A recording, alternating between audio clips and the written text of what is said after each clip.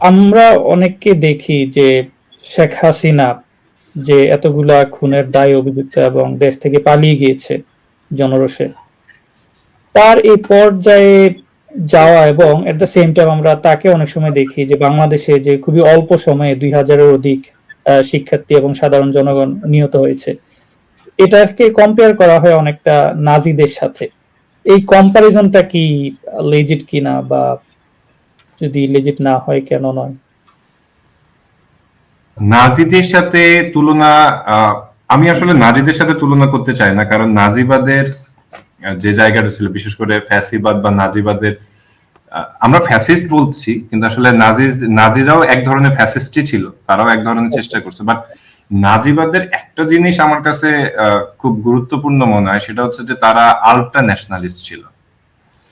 হ্যাঁ, মানে both side আমার কাছে মনে হয় যে তারা আল্ট্রা ন্যাশনালিস্ট ছিল। তারা তাদের জাতির জায়গাটা দেখা, মানে অন্ততপক্ষে কিছুটা হলেও প্রিয়োরিটাইজ করছে। কিন্তু আমরা দেখেছি যে আমাদের লাস্ট রেজিম যেটা আছে, সে কিন্তু আমাদের জাতিকে, মানে জাতীয় স্বার্থকে বিক্রি করেই ক্ষমতায় টিকে ছিল বলে আমার কাছে মনে হয়েছে, এবং সেই জায়গা থেকে সর্বোচ্চ সহযোগিতা গুলো সে নিয়েছে।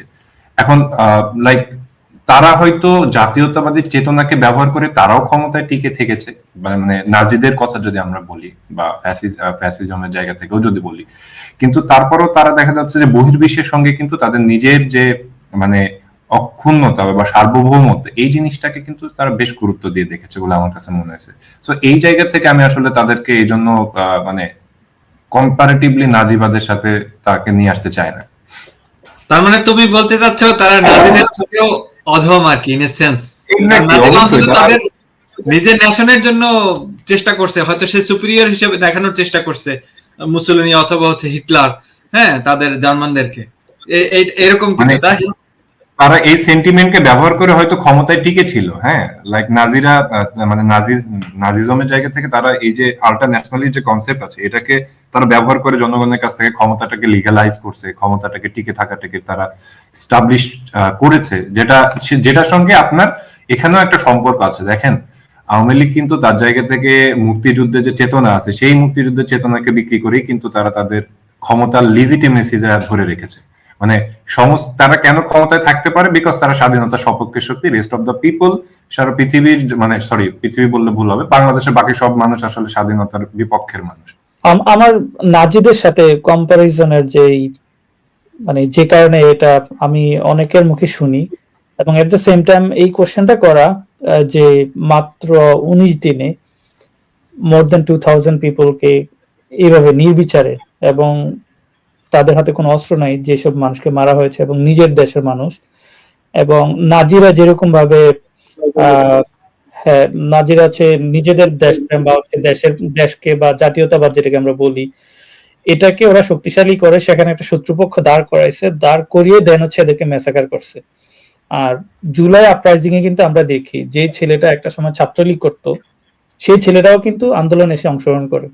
তার মানে এটা একটা জন দাবিতে এসে পরিণত হয়, কিন্তু তারপরেও এটাকে নির্বিচারে এভাবে হচ্ছে মোর দেন 2000 পিপলকে খুন করা হয়।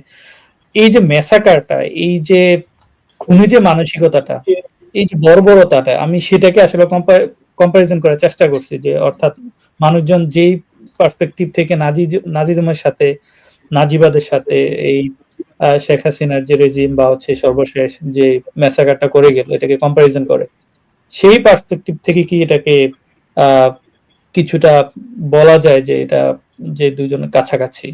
মানে এই কোশ্চেনটা মূলত আমার ছিল। তো নাজিদের সাথে তুমি যেটা বলতেছো যে নাজিদের সাথে সব ওই ডাইমেনশন থেকে আমার মনে হয় যে শতভাগ মিল আছে। হ্যাঁ, শতভাগ না, মানে আসলে একরকম বলা যায় যে নাজিদের থেকেও বেশি, মানে বর্বরতা, ওই বর্বরতা জায়গাটা তুমি যদি চিন্তা করো, তাহলে নাজিদের থেকে বেশি বর্বরতা বলবো। কারণ এত অল্প সময়ের ভিতরে এত মানে মানুষকে শুধুমাত্র নিজে ক্ষমতায় টিকে থাকার জন্য হত্যা করা, এটা আসলে মানে তাদেরকেও হার মানায়। হ্যাঁ, কিন্তু তাদের আইডিওলজিক্যাল যে জায়গাটা বলতেছিলাম, যে লাইক এই আইডিওলজি জায়গাটাতেও তারা কিন্তু বিলো দেম, মানে নাজিদের থেকেও নিচে আছে। সেই জায়গা থেকে যে তারা অন্ততপক্ষে নিজের রাষ্ট্রের একটা সুপ্রিমেসি ক্রিয়েট করার চেষ্টা করছে। এখন সেই সুপ্রিমেসিটা ক্রিয়েট করতে গিয়ে কিন্তু তারা নিজেরাও ধ্বংসপ্রাপ্ত হয়েছে। এখন নাজিরা তো তার দেশে মানে মনে করেন যে আপনার তার নিজের দেশের মানুষের হাতে তারা তো ম্যাসাকারের শিকার হয় না, তাই না? আপনি চিন্তা করেন যে যদি শেখ হাসিনা দেশ থেকে পালায় না যেত তাহলে শেখ হাসিনার কি অবস্থা হতো? হিটলার কি দেশ থেকে পালাই গেছিল, বা মুসলিনি কি দেশ থেকে পালাই গেছিল, বা দেশের মানুষ কি তাদেরকে ধাওয়া দিছে, বা দেশের মানুষ কি তাদেরকে ইয়ে করছে? হ্যাঁ, তারাও দেশের মানুষকে আপনার সাপ্রেস করছে, তারাও দেশের মানুষকে তাদের নাজি পার্টি বা আপনার ফ্যাসিস্ট পার্টিতে তাদেরকে অংশগ্রহণ করতে বা তাদের কার্যক্রমে সহযোগিতা করতে বাধ্য করছে। কিন্তু সেই বাধ্য করার পর জনগণের জায়গা থেকে আপরাইজিংটা আসছে কিনা সেটা তার আগেই মনে করেন যে বড় একটা ওয়ার্ল্ড ওয়ারে তারা পার্টিসিপেট করে ফেলছে। তো সেটা আসলে তখন আর কোনো সুযোগ ছিল না যে আপনার এই আপরাইজিংটা ক্যালকুলেট করা যাবে কিনা। কিন্তু আপনি বাংলাদেশের প্রেক্ষাপটে দেখেন, বাংলাদেশের মানুষ কিন্তু তাদের একদম মানে কি বলা যায়, তাদের অত্যাচারিতের মাত্রাটা কোন মাত্রায় গিয়ে দাঁড়ালে তারা একদম খোলা বুকে পুলিশের গুলির সামনে গিয়ে দাঁড়িয়েছে এবং বলছে শুধুমাত্র গুলি করার জন্য, জাস্ট আমরা বেঁচে থাকার কোনো প্রয়োজনীয়তা নাই। যে রাষ্ট্র আমাকে আমাদের সকল রকম সিভিল রাইটস থেকে আমাদেরকে বঞ্চিত করেছে, সেই রাষ্ট্রে বেঁচে থাকাটা আসলে নিতান্তই একটা মানে প্রহসনের মতো মনে হয়েছে মানুষের কাছে, এবং তার কারণে মানুষ খুব স্বতঃস্ফূর্ত ভাবে অংশগ্রহণ করেছে।